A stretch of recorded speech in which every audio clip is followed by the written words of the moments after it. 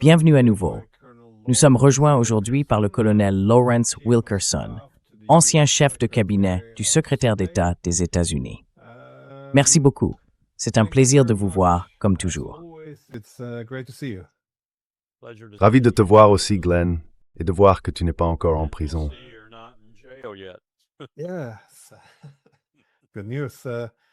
Oui, bonne nouvelle. Eh bien, Trump, vous savez, ce n'est plus un secret. Il voulait et s'attendait à une guerre courte. Cependant, il semble désormais enfermé dans une position du tout ou rien. Soit il intensifie le conflit et tente d'éliminer le principal rival de l'Amérique au Moyen-Orient, à savoir l'Iran, soit il risque d'être expulsé de la région. Pas lui personnellement, mais l'armée américaine. Si toutes ces bases sont détruites et que les pays du Golfe commencent à percevoir la présence militaire comme une source d'insécurité plutôt que de sécurité. Alors, selon vous, quelle sera la prochaine étape pour Trump? On entend parler de marines envoyées dans la région et de troupes au sol. Est-ce une option réaliste dans votre planification militaire? Comment évalueriez-vous cela?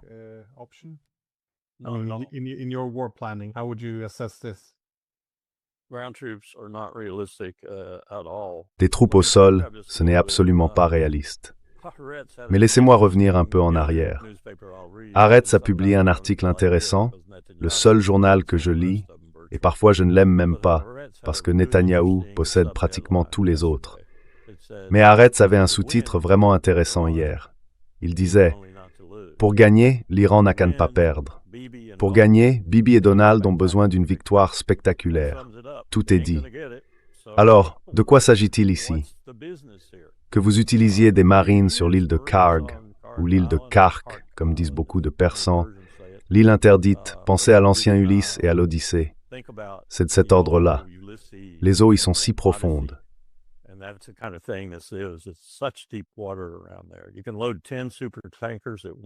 Vous pouvez charger 10 superpétroliers en même temps, simultanément. 10 superpétroliers. C'est donc essentiel pour l'Iran, pour son industrie pétrolière, et à bien des égards, c'est essentiel pour des pays comme l'Inde et d'autres qui s'approvisionnent là-bas. Ce serait une catastrophe, mais c'est le seul lieu d'atterrissage envisageable que je vois qui aurait une importance stratégique, et vous pourriez peut-être y envoyer quelques marines. N'importe où ailleurs, vous les détruiriez, ils mourraient. Je veux dire, je n'ai aucun doute là-dessus. Et nous avons fait une simulation de guerre à ce sujet. Quelqu'un m'a demandé le titre de la simulation et tout le reste, je le cherche en ce moment parce que cela remonte à un certain temps. Mais le lieutenant-général Van Ripper, qui était mon supérieur à l'époque, l'a dirigé.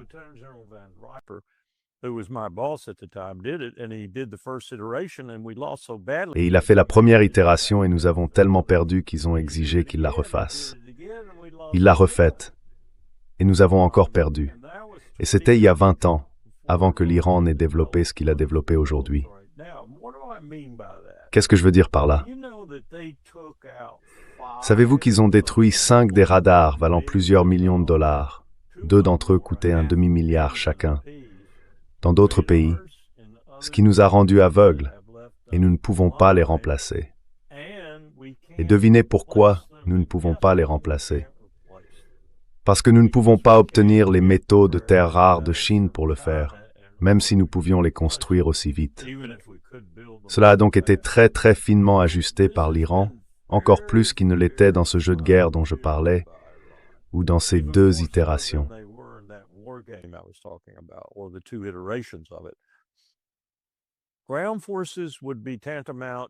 Des forces terrestres reviendraient à admettre que nous sommes en train de perdre, et de perdre à la manière de l'Afghanistan, de la Seconde Guerre d'Irak, ou pire encore. En d'autres termes, un coût de 1000 milliards de dollars sur 10 ans de conflit, où nous finirions par devoir rétablir la conscription et tout ce qui accompagne une mobilisation totale, simplement pour déployer suffisamment de troupes en Iran, afin de faire la différence et de tenir le pays ensuite. Cela n'arrivera pas, vous ne le ferez pas. Le peuple américain ne le permettra pas. C'est aussi simple que cela. Si Donald Trump veut écourter considérablement, prématurément si l'on veut, sa présidence, qu'il le fasse. Et je ne dis pas cela à la légère, car tous ces hommes et ces femmes mourraient.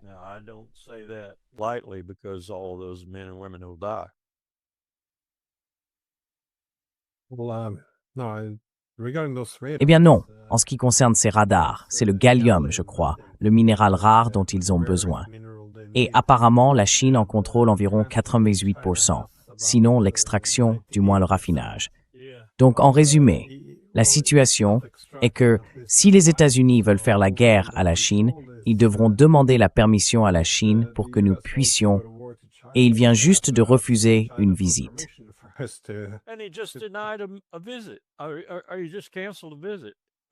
Ou il vient simplement d'annuler une visite. Imagine ça, Will. Veux-tu? Le premier intérêt stratégique que nous avons dans un pays étranger, c'est la Chine. Le dernier intérêt que nous avons dans un pays étranger, en dehors de ce que Bibi nous vend, c'est l'Iran. Et nous annulons une rencontre avec l'homme responsable du premier pour pouvoir plaider en faveur d'une guerre contre le second. C'est insensé. Cela montre à quel point notre façon de penser est déformée.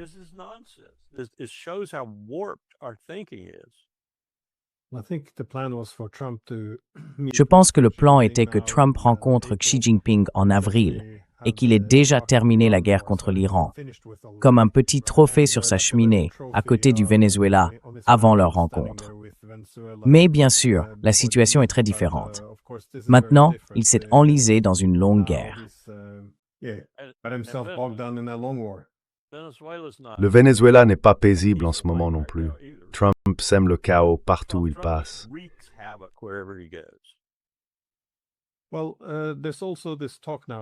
Eh bien, il y a aussi cette discussion en ce moment.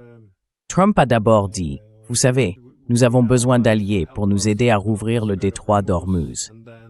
Puis il a ajouté, en fait, nous n'avons besoin de personne. Nous sommes les États-Unis d'Amérique. Nous pouvons le faire nous-mêmes. Fait intéressant, il a dit cela à environ 30 secondes d'intervalle, donc il a changé d'avis assez rapidement. Mais malgré tout, c'est une question intéressante. Vous avez participé à la planification militaire. Quelle est la probabilité que cela se produise? Et quels sont les principaux défis pour rouvrir le détroit d'Ormuz par la force militaire? Qu'est-ce que cela impliquerait? Faudrait-il envahir le territoire iranien ou s'agirait-il simplement d'escortes? Parce que les escortes semblent moins permanentes.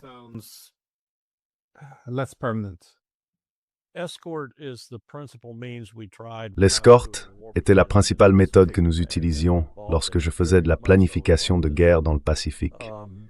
J'y étais très impliqué. La situation est quelque peu différente aujourd'hui, mais les principes de base restent les mêmes.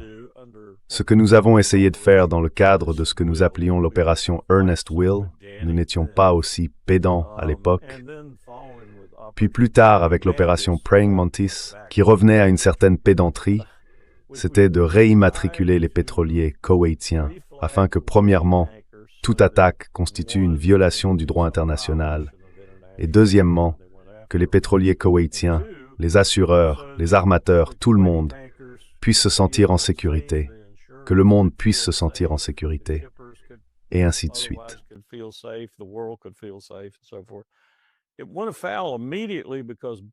Tout a mal tourné immédiatement parce que le Bridgeton, je crois que c'était le nom du MV, un très grand navire à moteur, a heurté une mine.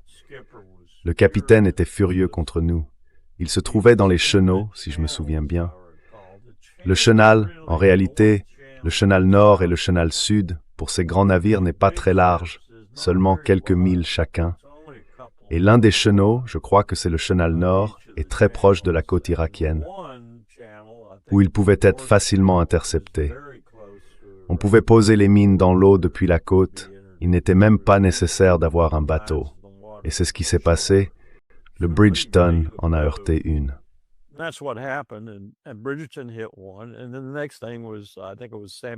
Et puis, l'événement suivant, je crois que c'était le Samuel B. Roberts, l'un de nos destroyers, ou peut-être un escorteur de destroyer, qui a heurté une mine.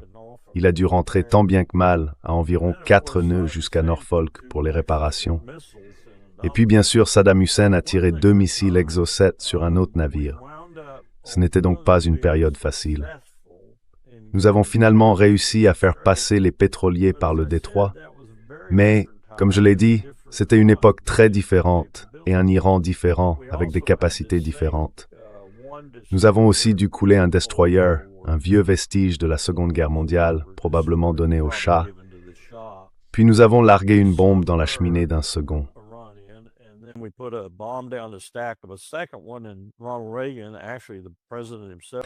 Et Ronald Reagan, en fait le président lui-même, par l'intermédiaire du général Vasey, le président du comité, nous a fait arrêter car il estimait que couler un autre navire de guerre serait excessif.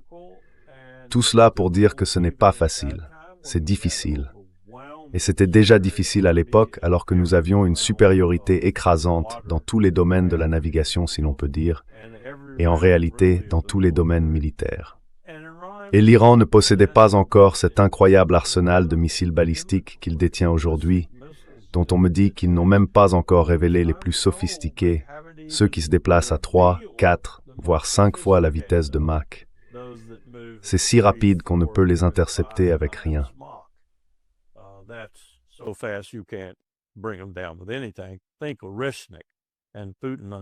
Pense à Oreshnik et à Poutine lançant l'Oreshnik sur l'Ukraine, peut-être 1 ou 2 fois, car ces engins arriveraient avec des ogives entièrement armées, quelle que soit leur cible. Tu sais qu'ils visent le Lincoln ou le Ford ou autre, ils la couleraient complètement. C'est donc une situation pleine de problèmes, des problèmes importants, qui se sont aggravés au cours des 20 dernières années à mesure que nous nous sommes atrophiés. Glenn, nous n'avons plus l'armée que nous avions lors de la première guerre du Golfe. C'était le sommet de la puissance militaire des États-Unis. Peut-être pas en termes de sophistication technologique, mais je dirais que même sur ce plan, c'est à peu près équivalent.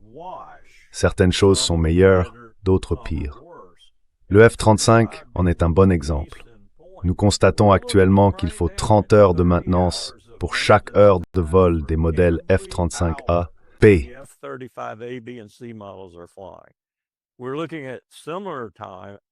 Nous observons des délais similaires, voire plus longs dans de nombreux cas, parce que Lockheed n'a pas abandonné son approche de maintenance propriétaire pour cet appareil.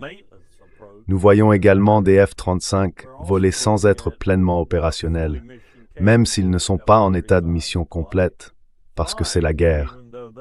Les Marines sont les plus durs à ce sujet. Ils le feront voler tant qu'il peut décoller. Mais cela signifie que notre capacité à utiliser certains des systèmes d'armes les plus technologiquement sophistiqués dont nous disposons, ceux qui peuvent relier toutes sortes d'éléments sur le champ de bataille, ce que le F-35 est censé faire, et la raison pour laquelle il n'a pas besoin de ces grands radars coûteux une fois qu'il est en réseau, ne se concrétise pas. Ainsi, bon nombre des frappes que nous effectuons ne sont pas très précises. Et donc, il ne sert pas mieux que nous le prétendons.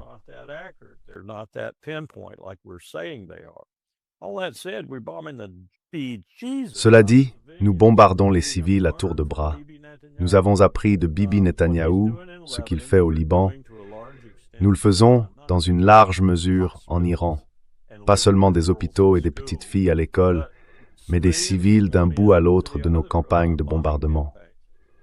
Cela ne fait rien d'autre que ce que le général 4 étoiles de l'armée de l'air a déclaré devant le Congrès la semaine dernière. Cela les soude.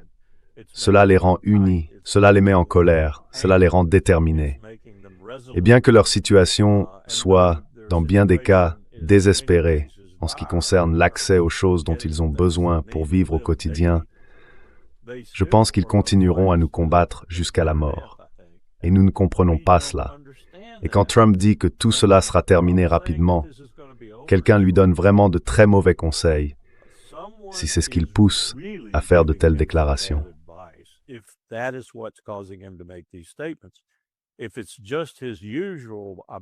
Si c'est juste son habituel, je l'ai sorti de mon chapeau et je l'ai dit, alors c'est autre chose. Mais si le président des chefs d'état-major interarmés, l'état-major en général et le commandant du commandement unifié, que je considère comme un parfait idiot, c'est triste à dire, mais je le pense, et d'autres membres de l'armée donnent ce genre de conseil selon lequel il lui suffit de persévérer, Ils devraient être relevés de leurs fonctions et traduits en cour martiale. Ce n'est pas le cas. C'est au mieux un conflit d'1 an sans résolution à la fin de cette année, avec toutes sortes de perturbations des économies mondiales. Et je ne parle pas seulement du pétrole.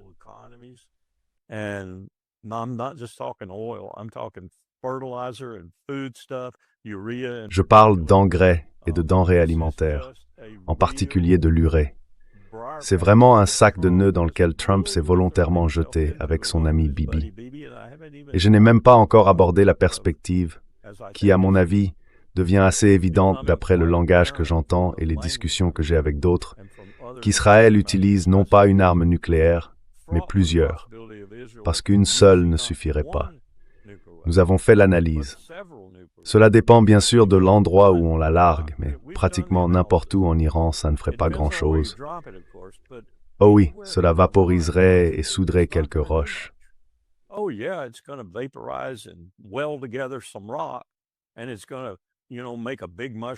Et cela va, vous savez, créer un grand champignon atomique. La radioactivité posera problème si c'est une explosion en altitude. Si c'est une explosion au sol, ce sera aussi un problème, mais pas aussi durable ni aussi étendu. Pensez à Tchernobyl si vous voulez, mais on pourrait en larguer 10. Et vous savez, je ne veux pas dire que c'est comme laisser tomber une épingle droite dans l'océan Pacifique, mais c'est bien ça. C'est comme laisser tomber une épingle droite dans l'océan Pacifique, dans un pays aussi vaste, aussi grand que l'Europe de l'Ouest. On en parlait autrefois, la trouée de Fulda, où nous allions concentrer 10, 20, 30, voire 100 armes nucléaires sur le groupe des forces soviétiques en Allemagne.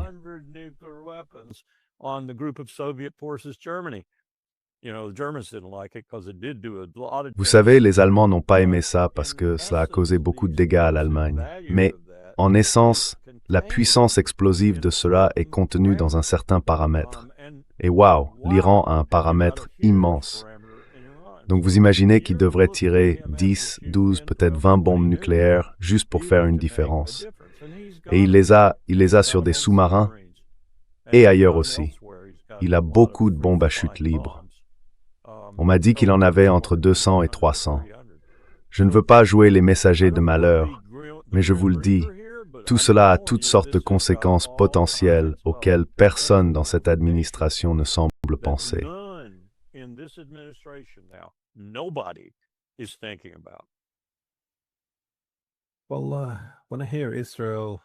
Eh bien, quand j'entends Israël faire des déclarations comme « l'Iran ne s'arrêtera jamais avant qu'Israël soit exterminé », ce genre de langage, c'est le type de discours auquel on s'attend avant qu'on envisage l'option nucléaire.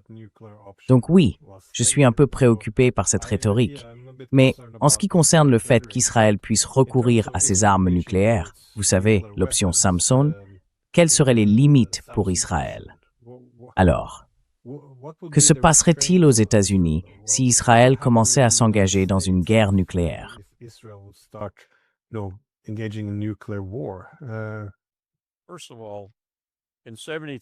Tout d'abord, en 1973, le seul exemple vraiment marquant que j'ai, et je le tiens à la fois de ma propre expérience et de ce journaliste de la BBC qui était allé parler à Golda Meir, en réalité, il n'avait pas obtenu de rendez-vous avec elle. D'ordinaire, il en avait, elle l'aimait bien. Il lui avait apporté 2 douzaines de roses rouges, il l'avait vraiment courtisée, et elle l'aimait bien. Mais elle lui avait dit qu'elle était trop débordée pour lui accorder un entretien en personne chez elle, bien qu'elle accepterait de le faire au téléphone.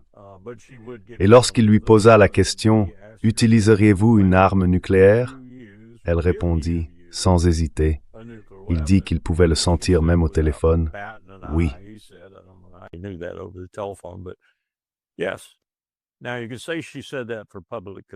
On pourrait dire qu'elle a dit cela pour l'opinion publique, parce qu'elle savait que les Soviétiques et nous écoutions. Et elle savait que les Soviétiques et nous allions traiter avec l'Égypte si nécessaire, si la situation devenait critique et qu'elle n'aurait pas à larguer la bombe. Je pense que c'est probablement une évaluation juste de la raison pour laquelle elle l'a dit. Mais cela est apparu dans un journal londonien le lendemain, cité comme étant ses propres paroles. Aujourd'hui, personne n'y prête attention. Personne ne sait probablement rien à ce sujet, sauf des professeurs ésotériques comme toi et moi. Alors est-ce que ça se produirait aujourd'hui, sans les Russes et les États-Unis, sans cette tension entre les deux, et donc sans la prudence et la retenue que cette tension apportait? Est-ce que ça se produirait quand même?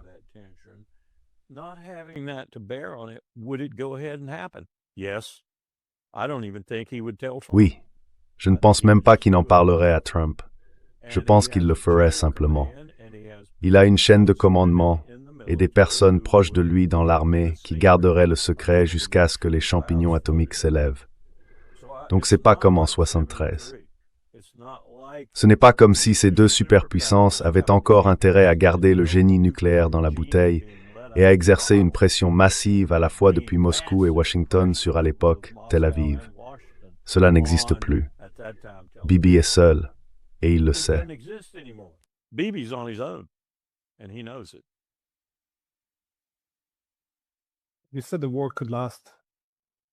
Tu as dit que la guerre pourrait durer jusqu'à 1 an, et je suis d'accord avec toi.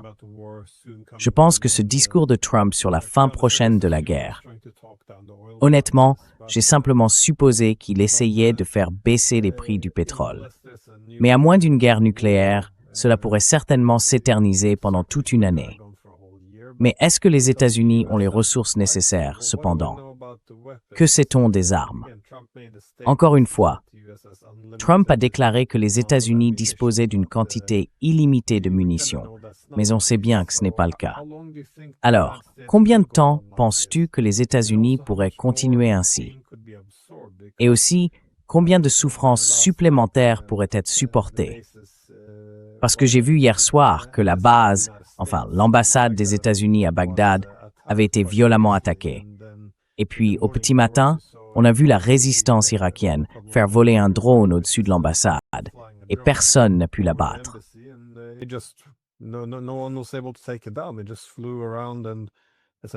Il a simplement survolé la zone et l'a essentiellement surveillée.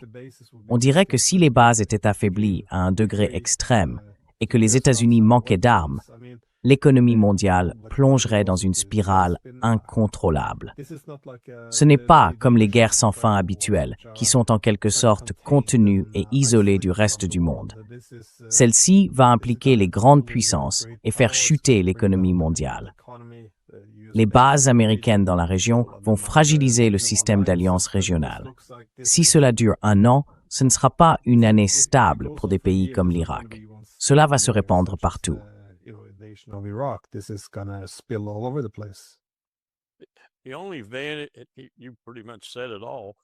Tu as à peu près tout dit. Le seul avantage que l'Empire, les États-Unis, pourraient tirer d'une guerre prolongée, même au-delà d'1 an, c'est que toutes les choses que Donald Trump prétend déjà avoir seraient au moins en phase de production initiale, à faible cadence, sinon en pleine production, car cela prendra bien ce temps-là. Il ment donc effrontément quand il dit « J'ai réuni tout le monde à Mar-a-Lago, RTX, Lockheed, Boeing, Drummond, et ils sont tous d'accord. » Bien sûr qu'ils sont d'accord, espèce d'escrocs. Ils savent qu'ils vont se faire de l'argent à l'appel. Mais si tu crois qu'ils vont se mobiliser pour produire tout cet équipement sophistiqué en un temps record, pense simplement au Tomahawk par exemple. Il faut peut-être 1 an ou 2.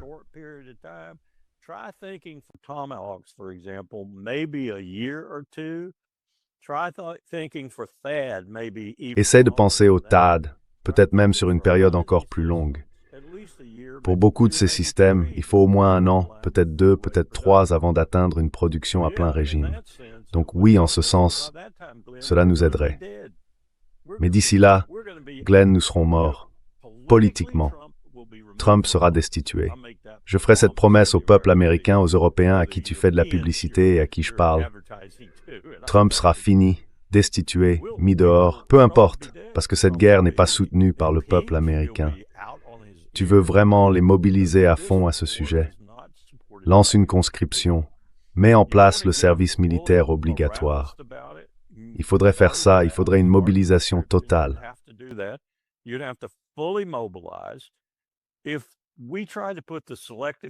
Si nous essayons de remettre en place le système de services sélectifs que nous avons actuellement, aussi défaillant soit-il, Nous venons justement d'en faire une étude.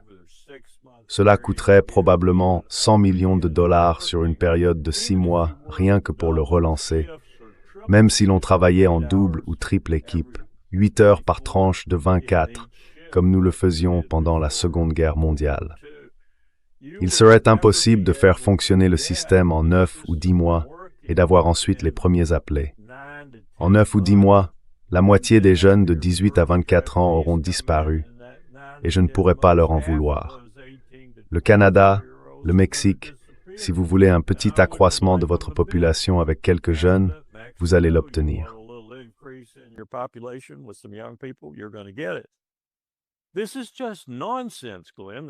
C'est complètement insensé, Glenn.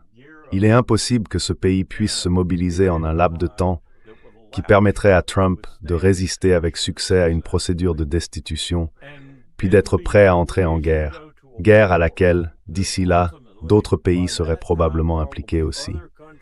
Je pense sérieusement à la Turquie, Bagdad, par exemple, peut-être même ce petit royaume pusillanime qu'est la Jordanie, peut-être même l'Égypte, et peut-être d'autres dans la région, une fois qu'ils verront ce que Netanyahou a réellement l'intention de faire et fera au Liban.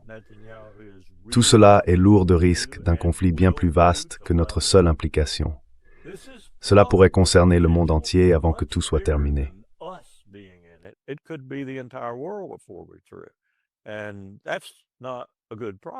Et ce n'est pas une perspective réjouissante, même si c'est une chose très, et je vais enfiler ma casquette d'historien ici, très prévisible, compte tenu de ce déplacement inexorable du pouvoir qui s'opère dans le monde. L'Empire se débat et jette dans la bataille tout ce qu'il peut, aussi incohérent, maladroit et stupide que ça puisse paraître, parce que nous avons actuellement une direction désastreuse. Tout cela pourrait provoquer un conflit mondial. Il est facile d'imaginer que cela se produise. Regardez Zelensky en ce moment, qui parle d'aller aider dans la lutte contre l'Iran. Et ce n'est pas une déclaration insignifiante quand on considère la capacité de production qu'il a mise en place pour les drones, l'habileté avec laquelle il les fabrique, et le talent dont il s'entoure pour utiliser ces drones dans ce nouveau type de guerre asymétrique.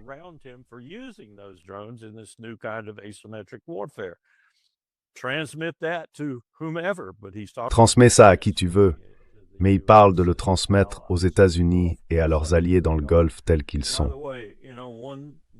D'ailleurs, tu sais, il y a quelqu'un qui a dit, je crois que c'était Churchill, il a tout dit non, à un moment ou à un autre, que la seule chose pire que d'avoir des alliés, c'est de ne pas en avoir. Regarde à quelle vitesse Trump se débarrasse de nos alliés. Je veux dire, de nos alliés importants. Il s'en débarrasse. Il s'en est déjà débarrassé. Prima facie, il s'est débarrassé de ceux du Golfe. Ils ne veulent plus rien avoir à faire avec nous. Et dès que nous serons battus, ils vont se débarrasser de nous, si l'Iran ne l'a pas déjà fait avant. Regarde l'Europe. Regarde ce que dit l'Europe. L'Espagne a un peu lancé le mouvement d'une manière très éthique et morale, à mon avis.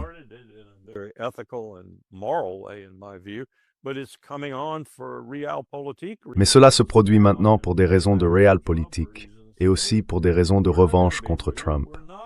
Nous n'allons pas être avec toi, nous ne sommes pas avec toi. Alors, avec quoi vas-tu aller dans le Golfe, Donald? Tu vas dans le Golfe avec la marine des États-Unis et peut-être cet État vassal qu'est Israël, ou pas Israël, mais la Grande-Bretagne. Je les mets maintenant dans la même catégorie, dont la marine est si redoutable que je pourrais la battre avec ma marine de bac à sable. Donc c'est vraiment, vraiment stupide. Je ne peux pas le dire mieux que ça. Je ne sais pas pourquoi nous faisons cela, sauf que Trump est piégé par Netanyahou et par l'argent de ce dernier et de Myriam. Et il est absolument obsédé par l'idée de détourner l'attention du peuple américain des dossiers Epstein. C'est la seule explication que je vois.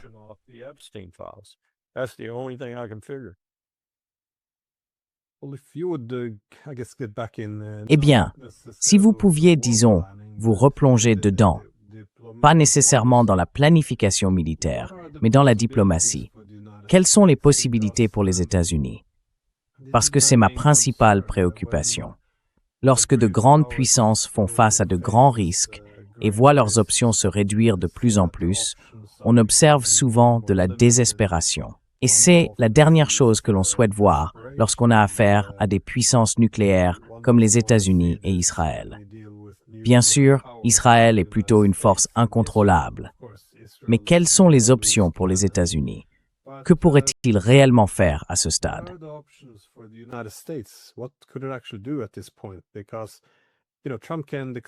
Parce que, vous savez, Trump peut déclarer la victoire et rentrer chez lui. Mais les Iraniens, eux, ils parlent d'un règlement politique permanent. Cela signifie retirer les troupes de la région. Ils veulent des réparations qui pourraient être obtenues en taxant les pays utilisant le détroit d'Ormuz, ou même en exigeant que les pays vendent leur pétrole en yuan chinois s'ils veulent y passer. Je veux dire, il y a beaucoup de choses qu'ils peuvent faire pour atteindre leurs objectifs de guerre. Alors, que peuvent faire les États-Unis maintenant?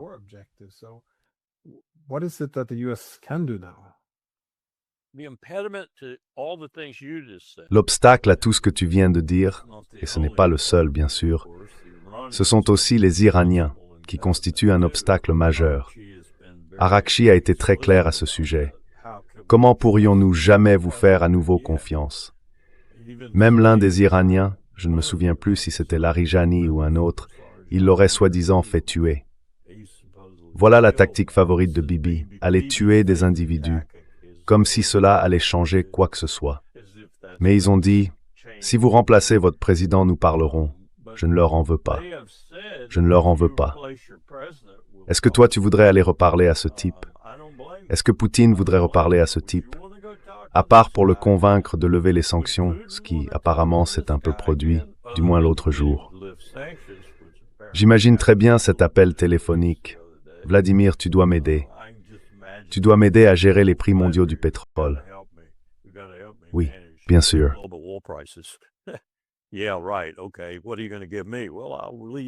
D'accord. Qu'est-ce que tu vas me donner? Eh bien, je vais te laisser quelques sanctions. D'accord, je vais t'aider. Maintenant, il va probablement sortir et ne pas l'aider du tout. Mais c'est Trump. Il se retrouve confronté à sa propre approche stratégique de la négociation, retournée contre lui. Il a mis ses gens en position de force pour négocier. Mais pour revenir à ton point, je pense que l'obstacle à toute avancée diplomatique, aussi ténu que soit ce terme avec lui, c'est Netanyahou, parce que Trump doit donner à Israël un ordre direct de cesser et de s'abstenir pour que quoi que ce soit fonctionne diplomatiquement. Ils ne le feront pas. Netanyahou ira jusqu'à sa propre mort et celle de son État avant d'abandonner. C'est une réalité, je pense. Donc Trump est piégé par cela. Il est piégé par le fait que c'est la position de Bibi et qu'il ne va pas changer. Comment Trump pourrait-il changer? Bibi refuse de, et ce moment, je parle pas seulement de ce cas-là.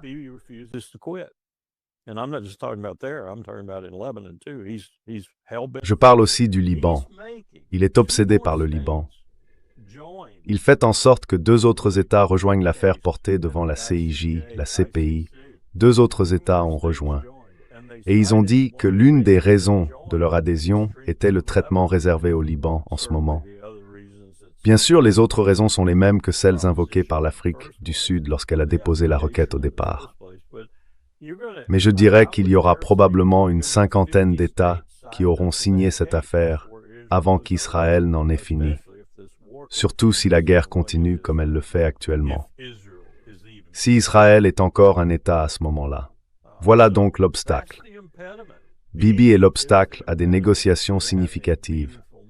Non pas que les Iraniens feraient confiance à Trump, mais il serait peut-être possible de faire quelque chose, notamment dans les bons offices d'Oman, qui sont toujours excellents. Mais pas avec Bibi. Bibi ne négociera pas.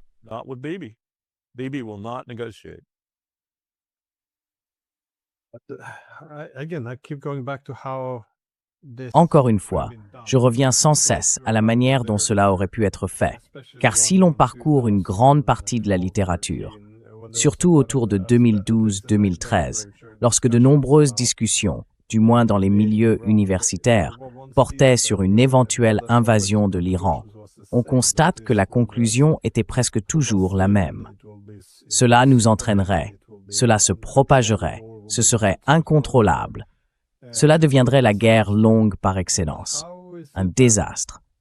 Mais comment se fait-il que, encore une fois, avec tous les problèmes, dont la plupart auraient dû être prévisibles et prédits, j'ai entendu Trump déclarer que personne, aucun expert, n'aurait pu prévoir que l'Iran attaquerait toutes ses bases américaines à travers la région.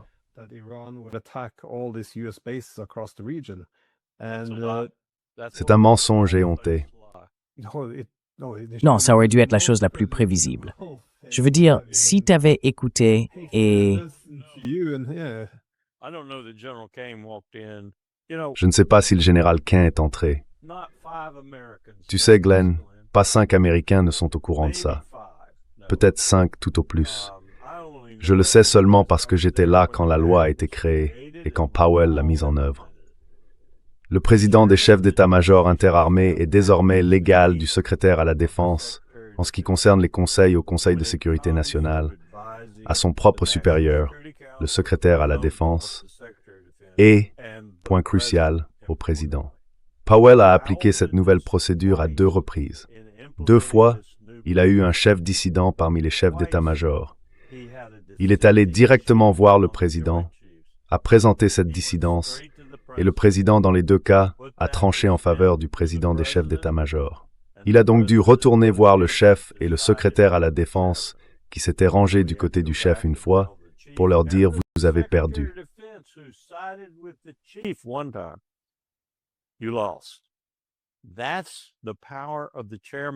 C'est ça, le pouvoir du président du comité maintenant. Il peut parler directement au président. La plupart des plus malins, y compris Powell, allaient voir le secrétaire et lui disaient « Je vais voir le président parce que je ne suis pas d'accord avec vous, monsieur le secrétaire. » Ils n'ont même pas vraiment besoin de le faire. Mais c'est simplement une question de bonne conduite. De toute façon, il faut bien vivre avec le secrétaire. C'est votre supérieur, autrement. C'est une nouvelle disposition. Cain pouvait y aller à tout moment, et on m'a dit qu'il l'a fait. Je ne sais pas avec quelle fermeté, mais on m'a dit qu'il l'a fait. Et l'une des personnes qui ont été renvoyées à cause de cela était un amiral de la marine à 3 étoiles, l'un des membres les plus importants de l'état-major interarmé, le directeur de l'état-major interarmé. C'est le J3, si vous voulez.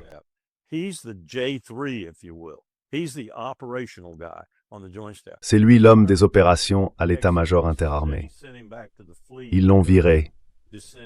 Exet a dit qu'il l'avait renvoyé dans la flotte parce qu'il avait exprimé un désaccord ou quelque chose comme ça. Je ne sais pas sur quoi portait ce désaccord. Exet ne l'a pas précisé. Donc cela, ajouté à ce que Cain a dit, je pense que ça a au moins un peu fait contrepoids. Trump a ignoré tout ça. Complètement ignoré. Ainsi, l'homme qu'il avait sorti de l'ombre et de la retraite, promu de 3 à 4 étoiles et placé à la présidence du comité, censé lui être loyal, en principe, a exprimé un certain désaccord, et Trump n'y a prêté aucune attention. Aucune attention du tout. Cela montre qu'aucune dissidence venant de l'armée, quelle qu'en soit la forme, n'aurait probablement été acceptée par Trump.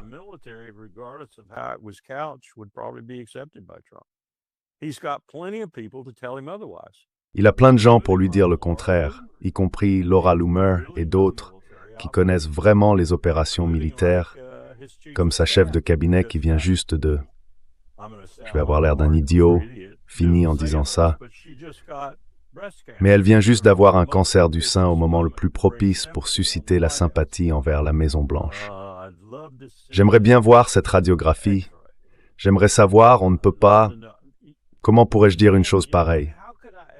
Parce que ces gens sont des menteurs, parce qu'ils trichent, parce qu'ils font passer Bibi Netanyahou pour quelqu'un de décent en comparaison de la propagande et des mensonges qui sortent de leur bouche. Ils feraient n'importe quoi pour garder le pouvoir, n'importe quoi pour escroquer plus d'argent. As-tu vu ce rapport sur combien d'argent leur famille aurait potentiellement touché jusqu'à présent?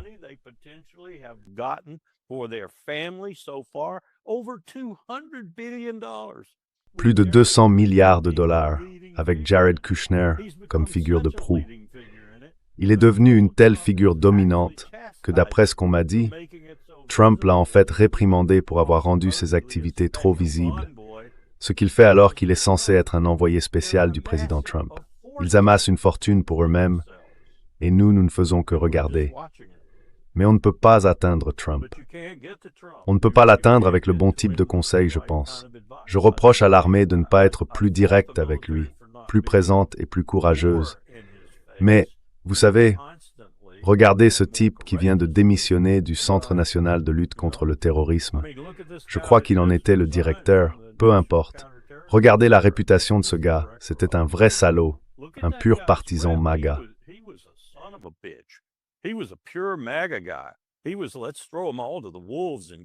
Il a dit quelque chose comme « Jetons-les tous aux loups et faisons-les sortir du pays » et ce genre de choses. Et maintenant, tout à coup, il a écrit cette gentille petite lettre et a démissionné. Il dit dans la lettre que c'est principalement à cause de la guerre en Iran. C'est une guerre stupide. Et dans l'avant-dernier paragraphe, il parle de la mort de sa femme. C'est une lettre poignante. Mais on oublie, tout comme on l'a fait avec Charlie Kirk, on oublie quelle réputation ce type avait avant d'être assassiné, avant qu'il ne voie la lumière à propos d'Israël. Quand il a été assassiné, il était venimeux. Il avait une bouche empoisonnée, parlant de certaines choses. Et c'est tellement vrai pour beaucoup de ces porte-paroles MAGA qui ont maintenant changé de camp, vous savez, parce que c'est une guerre stupide ou parce que d'autres choses se sont produites, comme cette incroyable affection que nous avons pour l'État d'Israël.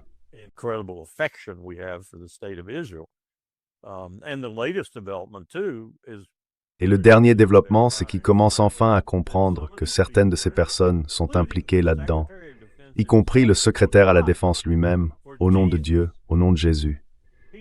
Il tient aujourd'hui une réunion, le jour de la Saint-Patrick, à la Maison-Blanche ou au Pentagone. Ce n'est pas obligatoire, mais le secrétaire à la Défense vous invite à ce service de prière chrétien.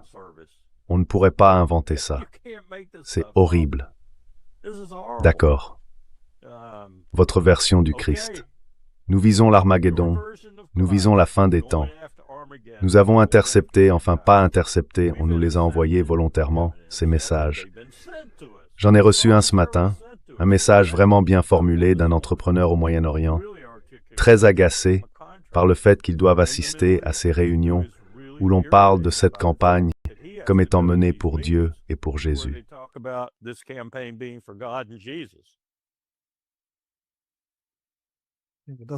Ça ne donne pas une bonne impression quand tu soutiens que le but de la guerre est d'éliminer une théocratie et que ce sont les arguments que tu obtiens. Rethazer per Armageddon. Oui. J'espérerais que si l'argument est que l'autre camp est composé de fanatiques religieux, on puisse s'attendre à des arguments rationnels pour y répondre. Mais non, je ne sais pas. Les Iraniens, leurs arguments, leur défense, leur comportement, tout cela me paraît rationnel. Je n'ai pas vu cet acte irrationnel dont on nous parle sans cesse. Cette idée qu'ils seraient des mollahs déments cherchant simplement à détruire le monde.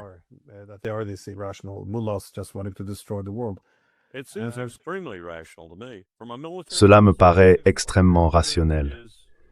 D'un point de vue militaire, ce qu'ils font est l'essence même de la rationalité. Les cibles qu'ils choisissent, la précision avec laquelle ils les frappent, les excuses qu'ils présentent à un autre membre du Golfe lorsqu'ils touchent quelque chose qui n'était pas exactement ce qu'ils pensaient, ou peu importe. Mais ce n'est pas facile de faire ce genre de choses. C'est difficile, et pourtant ils le font. Ils s'efforcent de le faire, contrairement à Israël qui tue simplement tout ce qui se trouve dans son champ de vision. Oh, si vous êtes un dirigeant, venez donc. Nous voulons vous assassiner.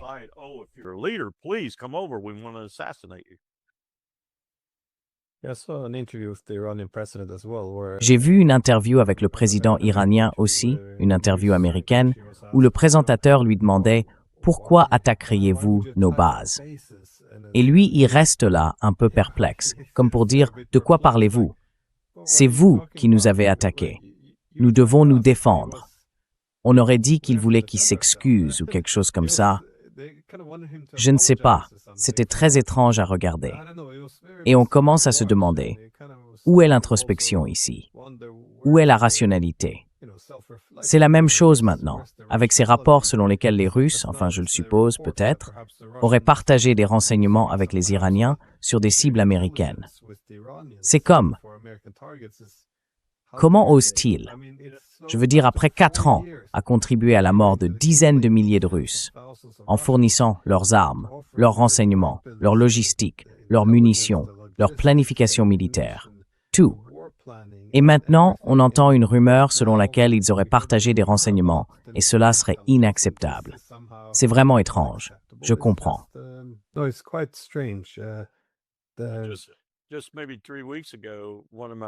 Il y a peut-être 3 semaines à peine, l'un de mes collègues, pourtant habituellement compréhensif et empathique, m'a dit « Comment peux-tu dire qu'on peut relier l'Ukraine et le Levant ?» Et j'ai répondu « Attends un peu. Attends un peu, Zelensky saisira l'occasion. » Une grande partie de cette dynamique d'expansion repose justement sur cela. Ces gens, que nous avons plus ou moins cultivés, surtout en Europe, décident de profiter de telle ou telle ouverture. Et ils en profitent, et avant même de s'en rendre compte, ils se retrouvent avec un vrai problème sur les bras.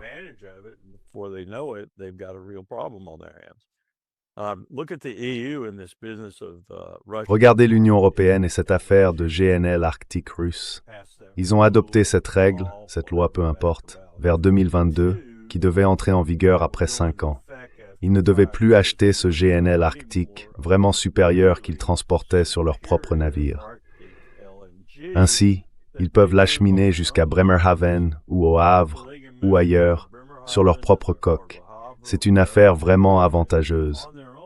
Poutine reçoit de l'argent comptant et eux obtiennent tout sur leur navire, ainsi que le GNL dont ils ont besoin. Pensez-vous vraiment qu'en janvier 2027, ils vont arrêter de faire ça? Mais c'est ce que dit la loi. Ils doivent arrêter de le faire. Ils viennent d'acheter la plus grosse cargaison qu'ils aient jamais achetée. Ils ont acheté chaque pied cube de GNL arctique destiné à l'Europe.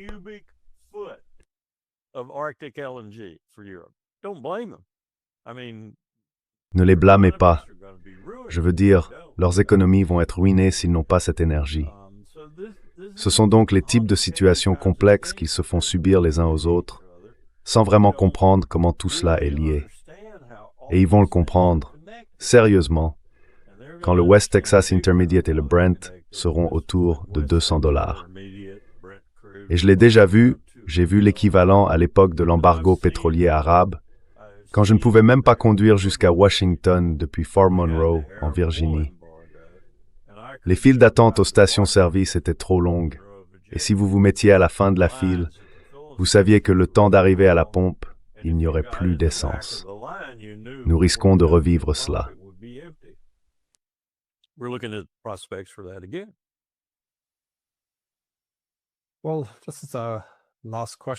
Eh bien, c'est la dernière question. Comment voyez-vous l'évolution de cette guerre à partir de maintenant? Je sais qu'il y a trop de variables inconnues, trop de choses qui peuvent se produire ou mal tourner. Mais qu'est-ce qui est réaliste pour l'Iran à atteindre, et pour les Américains et les Israéliens de leur côté? Je veux dire, il n'y a pas de retour en arrière possible, du moins pas vers la situation d'avant la guerre. Alors selon vous, vers quoi ça se dirige-t-il? Que ça dure un mois ou un an? Comment ça se termine-t-il?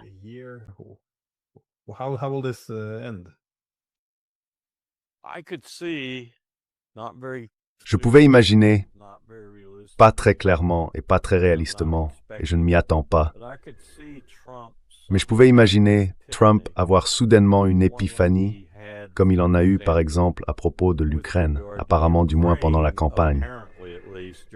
Je veux dire, je l'écoutais régulièrement, et il ne cessait de dire qu'il allait mettre fin à cette guerre et le faire immédiatement.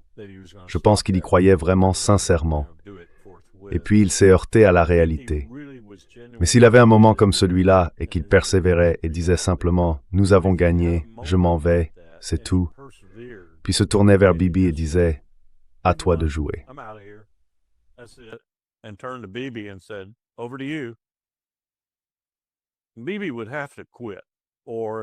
Bibi devrait démissionner, ou bien il devrait aller jusqu'au bout.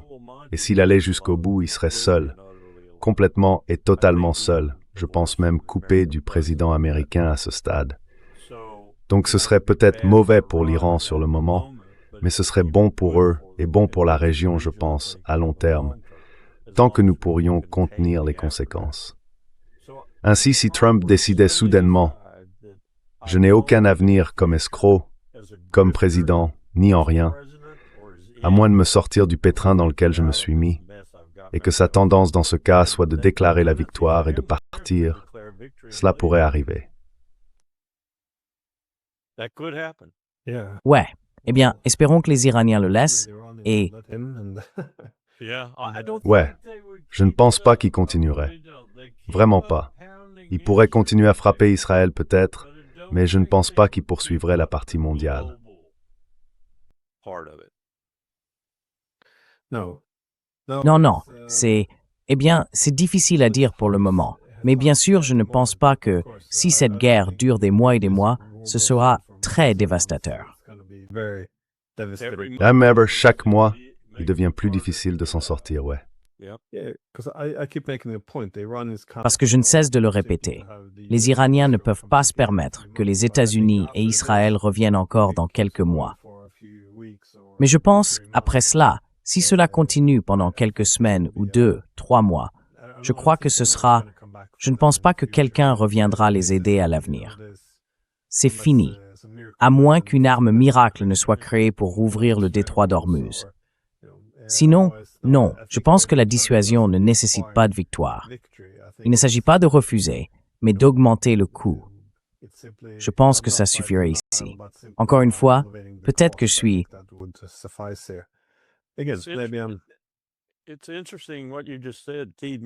C'est intéressant ce que tu viens de dire.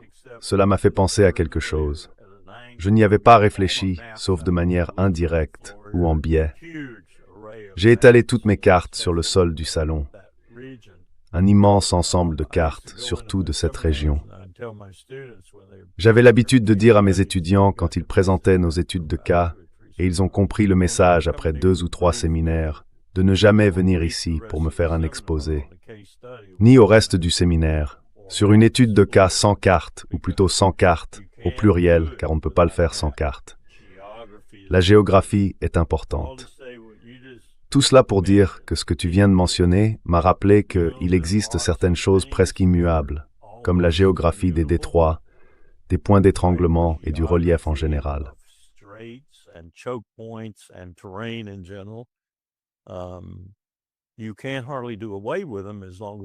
On ne peut pas vraiment s'en débarrasser tant que nous faisons encore des affaires comme nous le faisons dans le monde. Et c'est un élément majeur de ce conflit, Glenn. Nous ne voulons pas de cette route. C'est la route méridionale de l'initiative La Ceinture et la route de la Chine. Et elle est entièrement terrestre, pas du tout maritime. Elle ne nécessite aucune voie d'eau. Nous ne voulons pas de cela. Et nous ne voulons pas non plus des autres routes qui traversent le cœur de la Russie et de l'Asie centrale, car cela nous sort de notre domaine. Nous sommes une nation maritime. Nous perdons notre domaine si la majeure partie du commerce mondial se fait par voie terrestre. C'est aussi moins cher de passer par la terre. Ainsi, ces réalités géographiques reviennent nous hanter.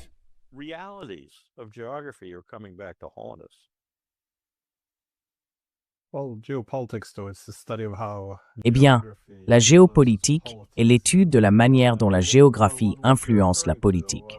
Ce à quoi vous faites référence, c'est la crainte exprimée au début du XXe siècle par Halford Mackinder, le géographe britannique, lorsqu'il observait les Russes construire ces chemins de fer intercontinentaux. Leur inquiétude était que par le passé, les chemins de fer ne faisaient qu'alimenter le trafic maritime.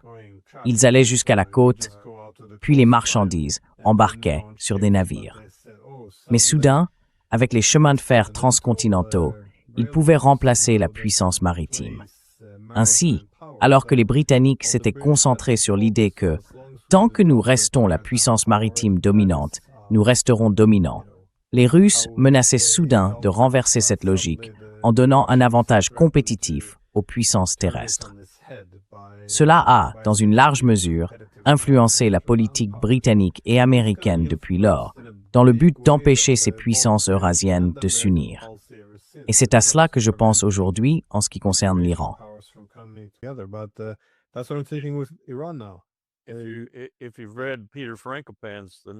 Si vous avez lu The New Silk Roads, A New History of the World de Peter Frankopan, vous comprenez comment des empires ont en réalité été stoppés net, virtuellement, à cause du pouvoir économique créé dans un empire rival ou concurrent, en modifiant la route commerciale pour qu'elle passe par la terre plutôt que par la mer.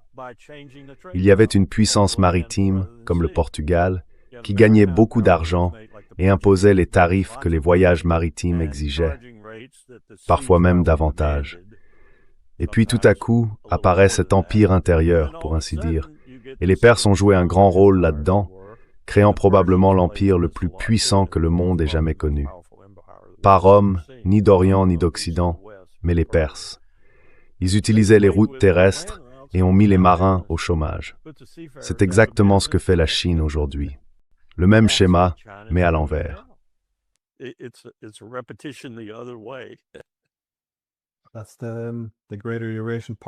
C'est le partenariat eurasiatique élargi tel qu'il a été imaginé. Relier les puissances terrestres de l'Eurasie par voie terrestre. C'est l'initiative chinoise des nouvelles routes de la soie. Vous avez le corridor international de transport nord-sud reliant la Russie, l'Iran et l'Inde.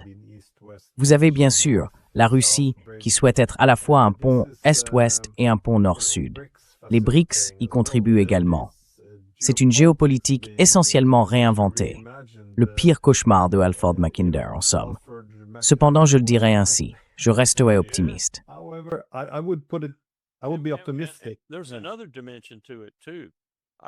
Il y a aussi une autre dimension à cela. Je pense qu'eux, les puissants, les Rothschild du monde actuel, ne veulent pas que cela soit exclusif à l'hémisphère occidental, en particulier à l'Europe. Il pourrait se passer des 340 millions d'habitants des États-Unis. Ils aimeraient avoir le Brésil et le Canada, mais ils pourraient s'en passer. Et cela me dérange vraiment. Nous ne comprenons pas cela. Ils pourraient créer, pas l'autarcie, mais ils pourraient créer une économie significative sans nous. Oui, ils le pourraient parce que c'est là que se trouve la majeure partie du monde. C'est là que se trouve 70% du monde. Ajoutez l'Europe, et cela fait plutôt 75% du monde. Ajoutez le Brésil et le Canada, et vous montez à 76 ou 67%. Et tant pis pour le reste. Nous avons ce que nous voulons. Ils ne veulent pas faire cela.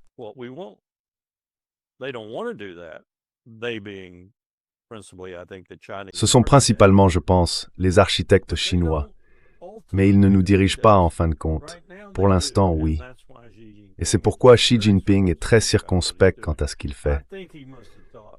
Je pense qu'il a dû longuement réfléchir à cette dernière déclaration, selon laquelle il va désormais remplacer Bretton Woods.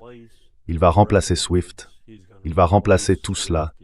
Et il va défier le monde en proposant le renminbi comme remplaçant du dollar. C'est une véritable étape pour eux, car je sais que leur école centrale du parti l'avait déconseillé.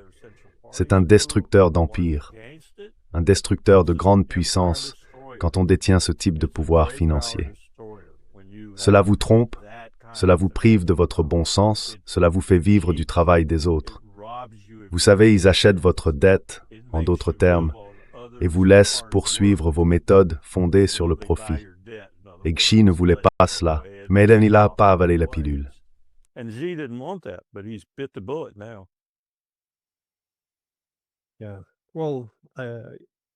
Oui. Eh bien, je pensais que ce n'était pas une mauvaise évolution. Je crois que la raison pour laquelle il existe un instinct contre la création de cette connectivité non maritime par les puissances continentales eurasiennes, c'est qu'au XIXe siècle, c'était l'Empire russe, et il aurait pu devenir un hégémon en Eurasie. C'était une menace pour les Britanniques. Au XXe siècle, c'était l'Empire soviétique. Ils auraient pu établir une hégémonie soviétique en Eurasie. Mais maintenant, au XXIe siècle, il n'y a pas d'hégémon. La Chine ne peut pas dominer seule. La Russie non plus. L'Iran non plus. L'Inde non plus. Parce que vous savez, il n'y a pas un seul centre de pouvoir. Il y aura naturellement un certain équilibre souple entre eux. Ainsi, les États-Unis ne feraient pas face à un empire eurasien qui viendrait les défier. En effet, je dirais que si les États-Unis se retirent, ils se contiendraient eux-mêmes. Ils s'équilibreraient un peu entre eux. Mais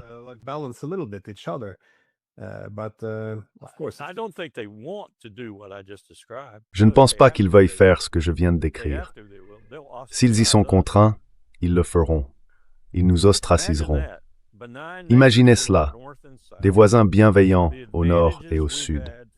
Les avantages dont nous avons bénéficié pendant plus de 200 ans, à la fois comme jeune pays, colonie britannique, puis entité nationale, tous ces avantages anéantis en une seconde, parce que tout le monde autour de nous devient hostile à notre existence, économiquement et philosophiquement hostile à notre simple existence.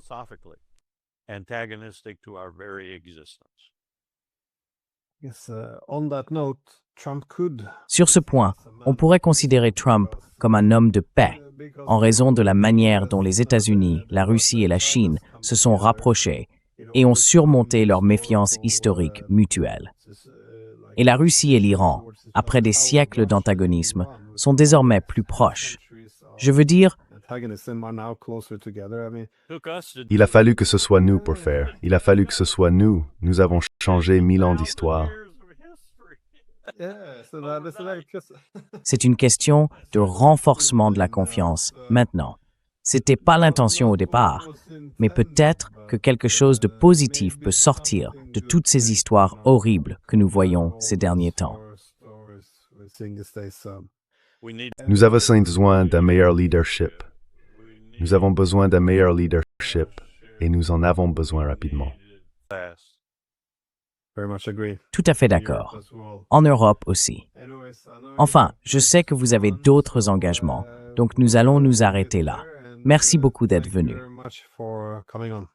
Merci de m'avoir invité. Prenez soin de vous.